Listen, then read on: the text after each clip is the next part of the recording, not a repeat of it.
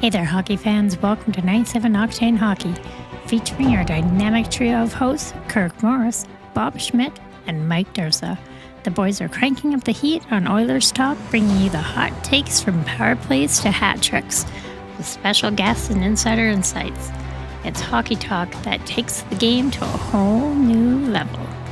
Get ready for a wild ride through the highs and lows of Oilers hockey. Buckle up, Oilers faithful.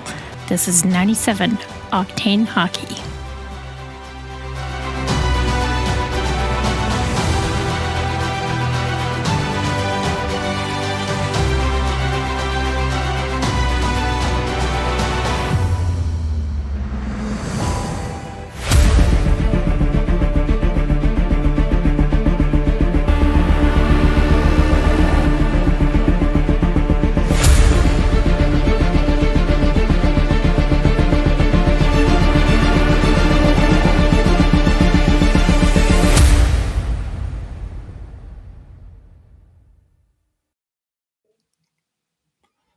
Well, good evening.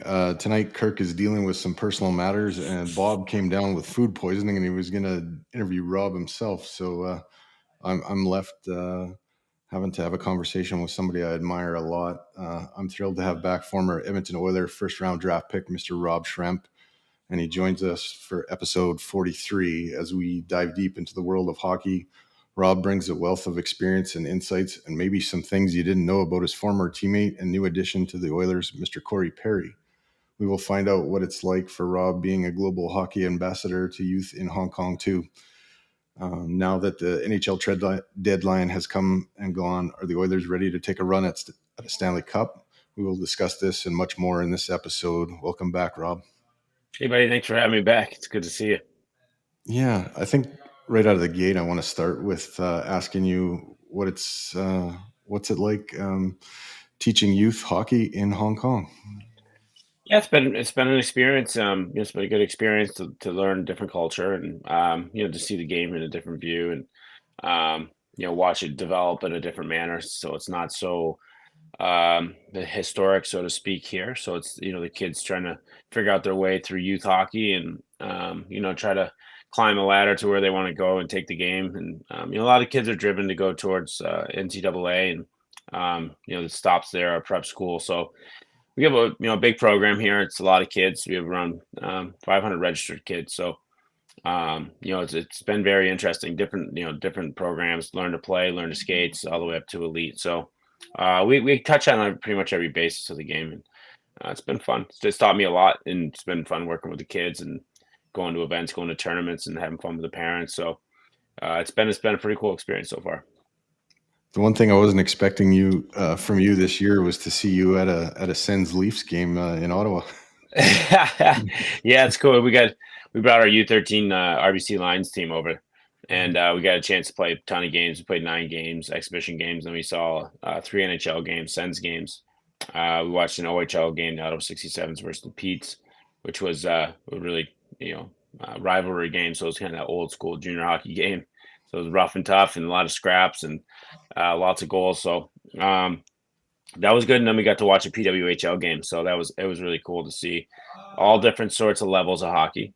The kids got to play a bunch of games to see, the Canadian culture for hockey and what that's actually like in sight, because I think a lot of people do come here to help the kids out and to grow the game. And it's always talking about back in North America. And for us to give the kids a chance to go to North America, play some games and see the hockey live, I think it was a really cool experience for the kids. I think it's one of those lifelong memories that they'll have.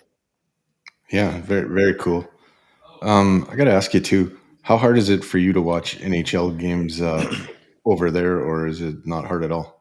No, it's awesome because it's we're 13 hours ahead of Eastern Standard Time. So ton of games are right now. I drop my daughter off at school usually around 8:50, 8:45, and then I could usually turn the TV or turn the game on NHL, turn my NHL package on and watch the game. So it's perfect. Get to watch the 7 Eastern games and then the Western games later on. Have you caught many Oiler games? Not a ton. No, just here and there. So I just kind of swap around and pick a game that I want to watch that night and I do a lot of stuff that I look at the video stuff and watch the games. It's kind of educational stuff, things I can pull for the kids and for the players to learn from. So I like to bounce around and not just stick on one team. But obviously the Oilers are super exciting to watch. So if they're playing a good, kind of rivalry game or a big match or big game, I'll tune in. But I'm not stuck on just the Oilers. About a month and a half ago, they signed your former teammate from London, Mr. Corey Perry. Mr. Corey Yeah. Perry. Are Yeah. you living a little bit vicariously through him? And any stories from those London days that are shareable? Well, no, I mean just the way he is as a player. I think just he was such a impactful player for our team in London, and the way that he conducted himself, the way that he played, the way he showed up every night, the way he competed. That's something that I'll remember forever. Just obviously won championships, so that sticks and will always stick. But getting on the ice with Corey on a daily basis, watching the way that he developed himself as a young teenager, and then now he's a man. That it was all developed. The first year I got to London, he was just a good player. I think he would agree with that assessment. He was a good player in the league. And then my second year, the year we won the Mem Cup, he turned into an elite player. And it was a lot of hard work, a lot of dedication. He battled very hard every single night. He competed every single shift. So, I think that's most important. I don't think stories off the ice are valuable to anybody who knows there are memories, but who he is as a player is something I think the Oilers fans are probably getting. I know he's been a thorn in their side for a long time, and now they're probably getting a good taste to see it on a nightly basis. The little things he does in the game and the gamesmanship and the compete levels, it's always there. So they're going to love him, and I think he's going to be a pivotal piece for him coming down the stretch. So you talk about the gamesmanship that he's kind of elite at. Did you pull any pranks on him that maybe helped him with his gamesmanship? No, Paris is like super dialed. He had this big, he had a pregame routine that's I would call bananas.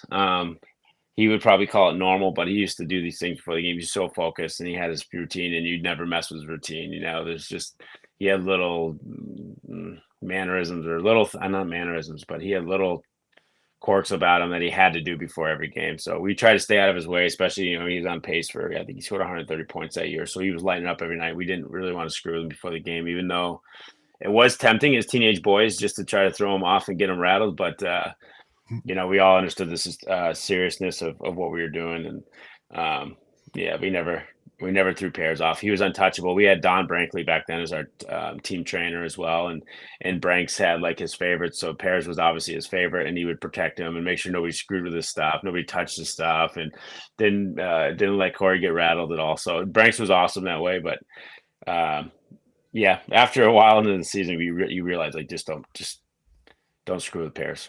That answer kind of almost is an answer to my next question, but I was going to ask you, are there things that set him apart from some of your other teammates? But I think that kind of might have answered it already. Yeah. He just had his routines and I don't know if you'd want to call them superstitions, but they're superstitions. Yeah, for sure. Superstitions is just quirky stuff. But hey, you know what? Teach your own. So, he showed up every night, like I said, so we weren't too upset about it. But, it's one thing when you show up and you're, 2-3 points a game guy and you got your quirks, but if you got all those quirks and you're not even a half a point a game guy, it's a little bit different. So he earned his our respect. We stayed away from him. So we needed him. Did you have any superstitions? No. I just routine more. I didn't have anything. If I didn't do it, I was messed up or anything like that. Didn't matter. I was always pretty free in my mind, and didn't really stick to that stuff. In the sense of if I didn't do this, I'd have a bad night or something like that. But it's pretty easy going. You played against Sidney Crosby, right, in the Memorial Cup? Yeah. Yep. In the final. Seeing what he's done throughout his career, is there a little bit of sadness seeing what's going on in Pittsburgh right now with, he's having a hell of a season and they're not really in contention? It's tough. I mean, obviously with his age and what he's doing at his age, it's unbelievable. It's great for the game, and it's unbelievable.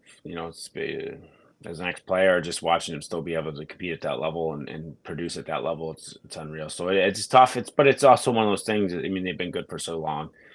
it's hard to be hard to imagine that this didn't happen, kind of thing. They've been good for a very long since he's been there. So it's it's one of those things where it's maybe luck's not on their side this year. The bounces didn't go their way, and they're not going their way.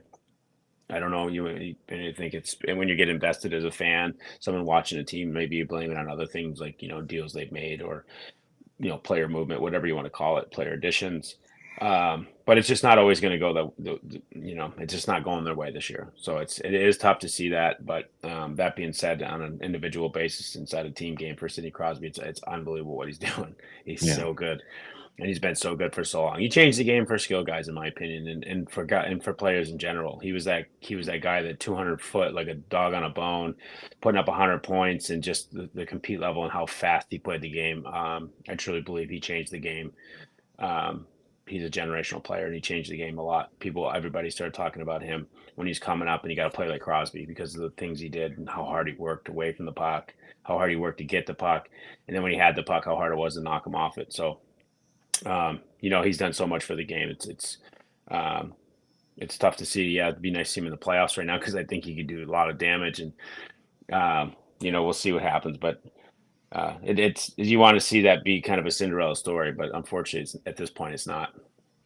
As an Oiler fan, we were almost worried that he was going to end up in Vegas as some deadline deal with all their IR moves. Yeah. I don't know. I don't really see that. See him moving, but we'll see. I can't predict the future. I don't know any better than anybody else, so it's just be my thoughts. But he's helped swing that city around. That organization was a little bit I'd say almost in shambles, and with Mario coming back and kicking it up and sort of coming back in the loop, and then picking up Crosby, they changed the whole organization and brought it back to life, and now it's. Sorry, my earpiece fell out there, but it's okay. But yeah, they brought it back, so they revived it, and now it's somewhere where guys want to go, and it's they're usually a competitive team. The last 18 years, 17 years, they've been right there in the fight. So tough to see a down year with him being older, but again, like it can't go on forever. Yeah. Have you ever had a coach refuse to leave a game like John Tortorella did the other night? Yeah, that was hilarious, though. What a play. I think it's like there's a lot of memes out there, like the Wolf of Wall Street, when he's giving that big speech. I'm not leaving. I'm not leaving. It's so funny.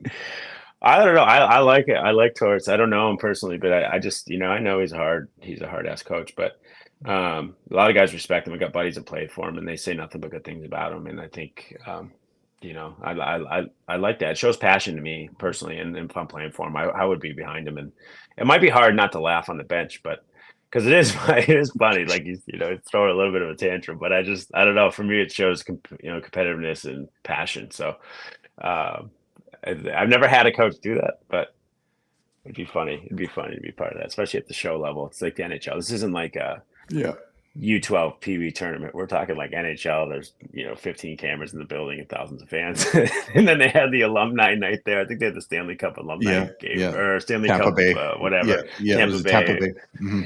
So it was like a pretty good setup for some dramatics already, and then there's some good stuff in there too. Watson fighting and stuff. So there was a bunch. The game was awesome, and then Torts, he just he wants to win. So I think sometimes that doesn't show our best colors when we're not thrilled about losing, but I have no problem with it. It's good. He got fined and suspended, so he got his slap, and the rest of us get to watch the memes and enjoy that part of it. What is the craziest stunt a coach has done while you've been playing? Like one of your coaches? I never had it. I never had anything crazy, to be honest with you. I'm never like on the bench or anything like that. Played for Steve Ludwig was a very passionate coach, awesome and junior. But very respectful to that, and I never had anything like that. Dale, same way. I never really played for a coach that was like Torts. To be honest with you, we never had any shenanigans on the bench. I'm gonna have a confession here. I threw water bottles out on the ice on one of my son's games, and the refs at the time didn't see it. But somebody told them about it during intermission. So to start the third, I questioned one call, and they ejected me right away. And it was because somebody must have told them about the water bottles going on the ice. Somebody squealed on you, bud. Yeah. Yeah, they narked me out. So the Oilers acquired Adam Henrique, Sam Carrick, and Troy Stetcher just before the deadline to bolster their lineup. Do you have any thoughts on these new pieces before we go to break? I know Henrik is a super well liked guy in Anaheim and wherever he's gone in Jersey's. They've put some great teams together in Jersey, put some playoff runs together. So, I think it's a different story in Anaheim. But I know that he's a well liked guy and he's a great character guy. He's very good for the depth, and he plays a role very well. I think he'll be very impactful for them and PK and taking draws and the little nitty-gritty details, and he's also capable of scoring some very nice goals and timely goals. So I think he's a player I'm probably most familiar with. Carrick, I saw him scrap the other night, so given some toughness and some depth, I don't know how much Nurse is really fighting that much these days, and what he's expected to or not. If it's in his game, he's kind of more stabilizing the blue and not in the box so much. I know he's fighting a little bit in the beginning of his career, but I think that toughness with Carrick will be helpful, take some pressure off, and also get some sheriffing going on out there. I don't think too much happens really.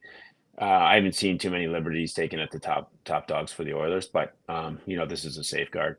And Stretchard, I don't know a lot about, to be honest with you, so I can't speak to what he adds or what he doesn't add. I don't know him that much. I haven't watched him a lot, so I don't want to just throw random thoughts out there on him. But I know those two guys a little bit, and I think that's what I feel about those two. I think they'll just, that's some good depth that they added with those guys.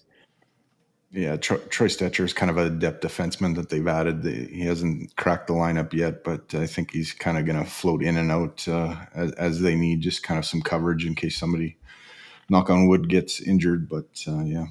Yeah. Well, that's good. Made some moves. Fresh life. Are we at that point where you got to do your thing? Yeah, I got to get rolling here soon. Okay, so Rob's got to make a commute to get to an appointment. He's going to come back, but we won't have his video. We'll just have his audio. So in the meantime, in between time, we'll take our 3-minute fastest time out there ever was. And Rob, if you can watch this, you might enjoy it. We'll see you in a bit. Thanks, buddy. Thanks for being here for the first half of our show, 97 Octane Hockey. It's your passion that fuels our game. We will be back in 3 minutes to refuel after the fastest commercial on ice. I'm Connor McDavid. How would you describe your game? I think just speed. I think that's the main thing. My game is all about speed. Speed with the puck. I think a lot of guys have a tendency to, when they get the puck, slow down and want to look for a play and all that. But I think if you could do all that, all with skating, it makes it pretty dangerous. Edmonton Oilers would like to select with their first pick from the Erie Otters, Connor McDavid. Under pressure, no more time. Can we make a move? Overthinking, you and I. What do we have to lose? 'Cause I'm wasting all my time thinking of the things we could do. If you gave me one more sign, I could find a way to break through, a way to break through.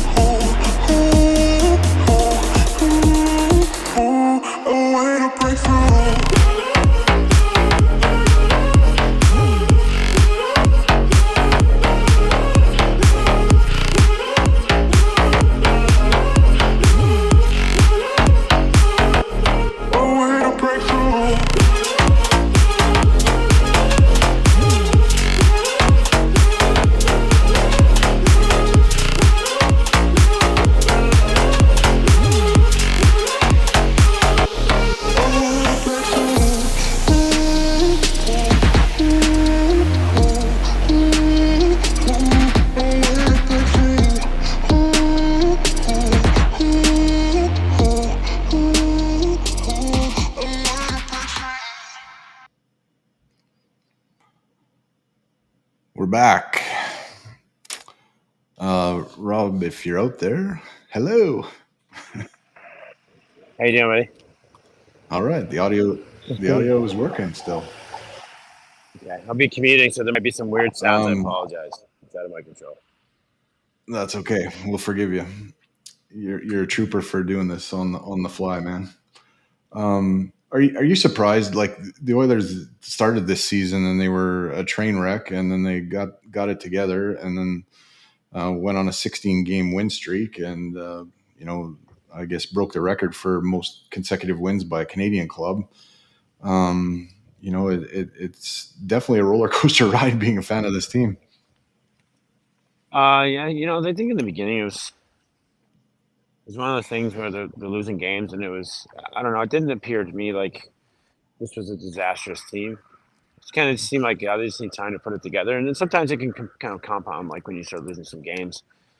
It gets tough, and emotionally it gets tough, and then you lose a little bit of lose a little bit of belief in your club, and your it's tricky. So I didn't, but I never felt like, I don't know, just an outside fan, that they give us a disastrous club. I just thought it was going to take a little bit to turn it around, and unfortunately for the coach, that was the switch. And once they switched, it's not to say it was his fault. I don't think anybody blamed him.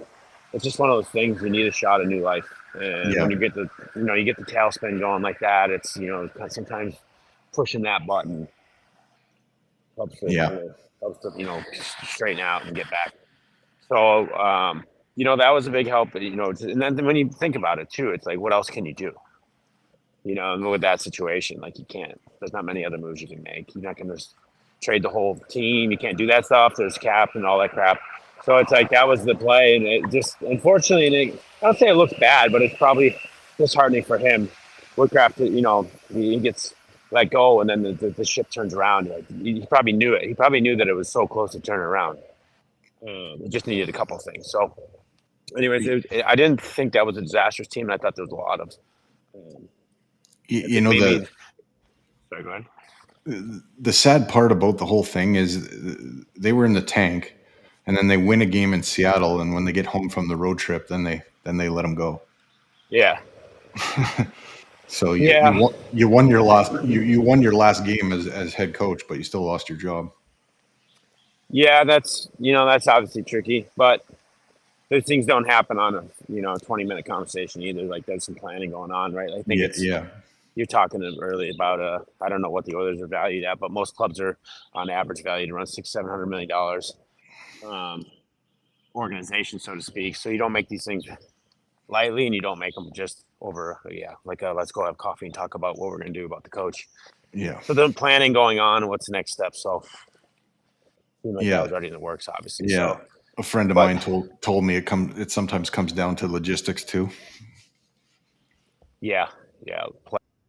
Plan out that I don't think a lot of people understand and don't know why, but I know there's a lot of quick switch, but I think that was good, and I think now they're rolling. And the other thing, coming into the season with a lot of pressure, a lot of expectations, and the league is a very good league. So again, this isn't like it's not like PB hockey. Like we got the top 4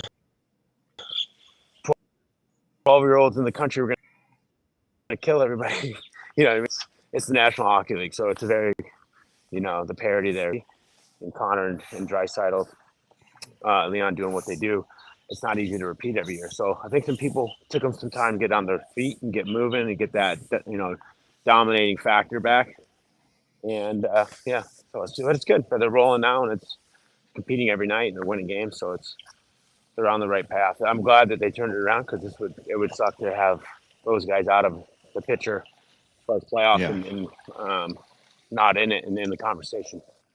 It makes it exciting for everybody when they're involved. So if it was a disastrous season, it would not be much fun for anybody. Do you quietly root? What's that? Do you quietly root for them? Yeah, absolutely. I want them to win. I just think it's. I think it'd be great for the city, and I know how passionate the fans are there. Being around for 2006, watching how crazy Rexall was, and the place was shaking from the noise of the crowd and the noise of the fans. So I know how passionate people are. People coming down from Yellowknife, to watch games, and it's just means so much to people out there. So it's absolutely rooting for them. You were a Black Ace during the 06 run, right? Yep. Just a group of us. So it was cool to be around and see how the city sort of kicked up, and yeah, the excitement level was through the roof. Do you think they're a legitimate contender? I don't know. Anybody has a chance. It's been a hot goaltending. Goaltending is the playoffs. I think it's all the same stuff, right? It's cliche or whatever in some regard to say. But the goalie gets hot, everybody has a chance. Yeah. So I don't know. I can't say. I don't know why I feel like there's pressure to say yes or no, but you get in, you got a chance. That's it. Who knows? Your next appearance depends on it, Rob. I mean, the Oilers, when 06, they got in, they barely got in to the playoffs. Yeah. Now it's one. So backdoor. You just never know. Backdoored it in. So, but yeah, the firepower and the offense they got and the pieces they added, I think it's, like I said, Henrik, I think that helps a lot. Gives it a little bit more sandpaper skill, a little more depth, and some veteran presence as well, which is huge. Talk about that a lot. Experience, you can't buy experience, so to speak. And the young guys, they got to go through their bumps and bruises. Henrik's been through it. Been through a cups. Champion. He's been through the Stanley Cup playoffs, and he knows what it's like. So I think that's a good piece to add. I guess I want to ask you, the Oilers went into Boston last week and won 2-1 in overtime. But in your playing days, what is the most intimidating building that you played in? Most intimidating? I don't know. Montreal was up there just with the fans. I didn't feel like Boston was that hard to intimidating to play against. Well, Joe Louis was actually the hardest. I remember playing against them, playing against the Red Wings, and we had Dwayne Rolfton stood on his head insane with the Islanders. We got outshot 60 something, 61 or 62 to 17. And we somehow won the game 2-1 in overtime. But the fans felt like they were over you, and then you got the Datsuk, Zetterberg, and these guys just buzzing around. And as they're doing it, the fans get into it, and the momentum gets into it, and you feel like you're never going to get out of your zone. And the pepper in the net from grade A scoring chances after grade A scoring chances, it was holy crap. That place was intimidating because it was old school. The fans were over the top of you, and it felt like you were in a fishbowl, so to speak. So I thought that was probably the most intimidating place to play. This commute you're on, are we on foot? Yeah. So I get out of breath. You're getting your steps in. Yeah, I can hear your steps. I got a backpack on. It's 40 pounds. I feel like carrying a weighted vest. But, yeah. So what's next for Robbie Schremp? So I'm in here, the director of hockey operations here in Hong Kong, and then I've been just building here and getting myself ready for whatever's next in whatever way, whatever comes my way. I kind of wait to see what I'll do next, but it's this experience has given me great. It's been a great experience to build up and start inside of the operation side of things, the organization side of things. Dealing with parents and dealing with little things on a weekly basis, getting kids excited about hockey and how to give their efforts. So coaching, management, and those sort of things, I feel like I've taken a bump up in my capability. So we'll see what comes next, and I'm not really sure where I'll be or what I'll do. But I'm really appreciative of this experience and what it's brought to my family. My daughter's starting to speak Mandarin, so that's cool in itself. Very cool. Yeah. So there is all kinds of eyes watching us right now. According to my restream, it's telling me there's 142 eyes on us right now, and nobody is commenting anything. So if you have a question for Rob that you want him to answer, and then just jumped up to 147 now, fire it away in the chats, and we'll ask Robbie that. But don't want to keep him too long because he's got some stuff to do. Sorry, go ahead. I'm about to hop on the ferry, so I'll be on the ferry ride over to Hong Kong City in a second here.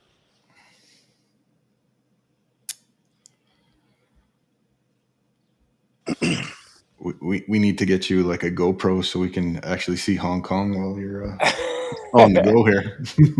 Yeah, it's pretty cool. Yeah. Actually, right by the rink. We can pop on for a sec. We don't want to be on the cruise too much, so let me see if I can turn my camera around. It's actually the rink. Looks like a beautiful day there too. It's the rink right there. And then here's this kind of the harbor.